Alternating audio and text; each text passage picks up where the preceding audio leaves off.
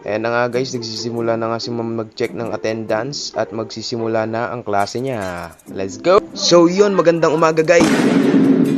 Bago nga pala ang lahat, yan ang aking mga kagrupo. At sa araw na ito ay mag-aaral kami na mabuti. Mabuti lang pero hindi maigi. Sa ngayon ay nakikinig kami sa aming guro. Di ba sure pare? Ano kayang iniisip na itong mga nasa likod? Pwede na ba umuwi? Kakasimula pa lang ng klase, uwing-uwi ka na. So ayan mga pare, ang daming lumiligalig sa atin. Huh?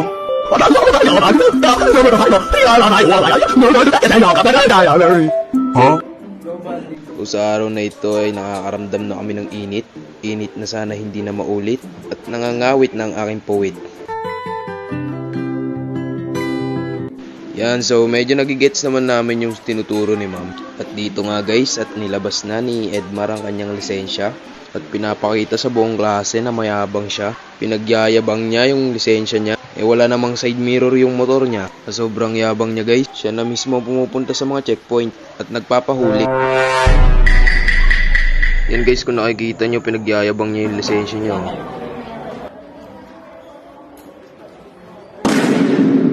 Mabait naman yan si Edmar guys. Kahit papaano, kahit ubusin mo na ang pasensya niya, huwag mo lang uubusin yung ulam niya. At ayun na nga guys, nagpapatuloy pa rin si ma'am sa kanyang pagtuturo habang kami ay nakikinig. Di mo sure pare? At yun na guys, nagugutom na nga ang ating mga tropa pits. Panigurado, laman ng mga utak niyan, puro pansit na. Nalulugaw na mga utak niyan mga pare. So ayan na guys, recess na. Madaming pagkain sa kantin, pero ang putlong ang aming uunahin. Watch my 9mm go bang.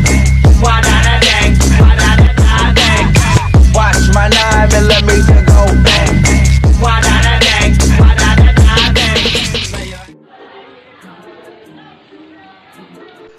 At dahil time na at vacant naman namin, ayan, tumambay na lang sila sa labas.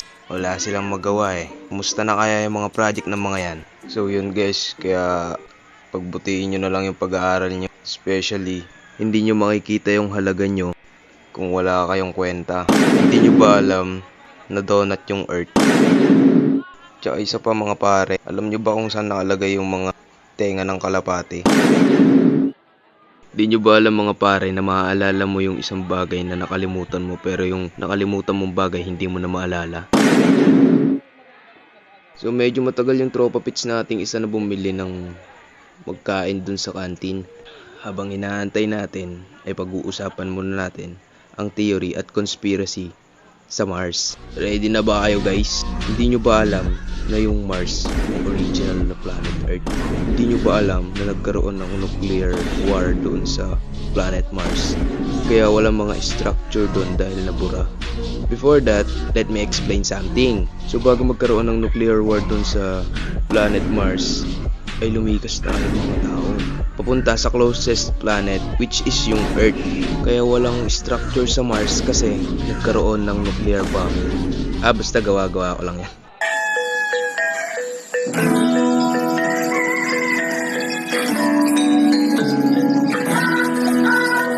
Babangon tayo, susulong tayo.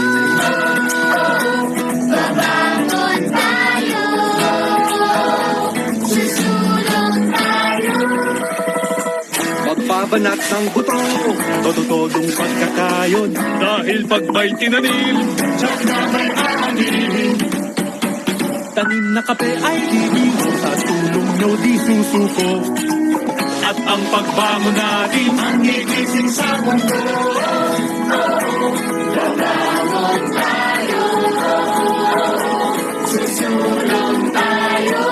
Dahil ang pagbangon natin ito ang gigising sa pangarap mo. Babangon tayo, Susulong tayo,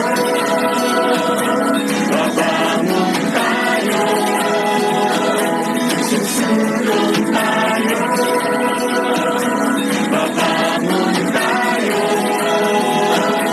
Susulong tayo, babangon tayo. Then guys, thank you for watching. Make sure you like and subscribe. Tapos, hit nyo na din yung notification bell. Peace out.